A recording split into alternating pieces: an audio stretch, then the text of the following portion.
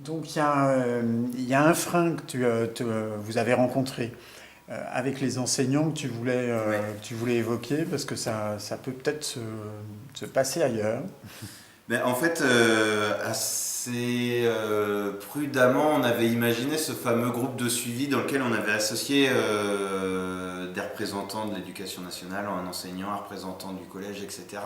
Et on s'est dit, ça va nous sauver parce que du coup, on a déjà finalement pratiquement tous les acteurs éducatifs dans ce petit groupe de suivi. Et derrière, ça va faire de la pédagogie en interne, du travail de sous-marin, et ça va nous sauver la mise. Ça nous évitera, comme aux trois cités, de vivre des fois des tensions, du conflit, etc. Mais en fait, je crois que je me berçais d'illusions.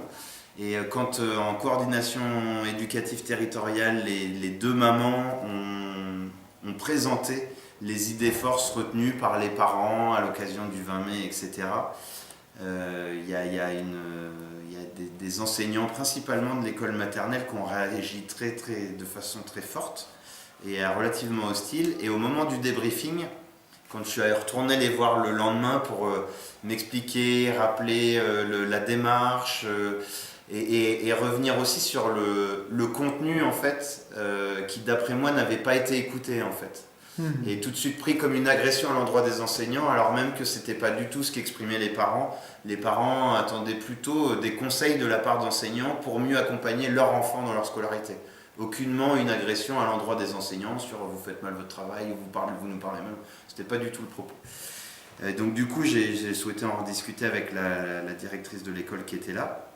Et derrière mille autres réponses, elle me l'a dit quasiment textuellement. Elle m'a dit la porte-parole des parents, moi c'était impossible de l'écouter puisque c'est une des mamans avec qui on a le plus de problèmes nous dans l'école.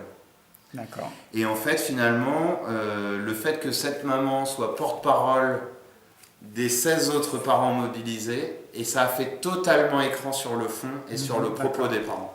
Ok. Et je trouve ça intéressant parce que nous du coup, ça nous appelle à être vigilants du coup sur qui porte la parole, ou en tout cas quel préalable il faut pour annoncer pourquoi un tel prend la parole, chose qu'on n'a pas fait, parce qu'en même temps la directrice de l'école reconnaît qu'on ne pouvait pas trier. Si à un moment donné le groupe de parents veut bien être représenté par tel, on n'a pas à dire oui, non, t'es pas en suffisamment bon terme avec l'école pour le faire. Mais n'empêche que ça a Mais ça a fait perturbé. écran de fumée total. Voilà.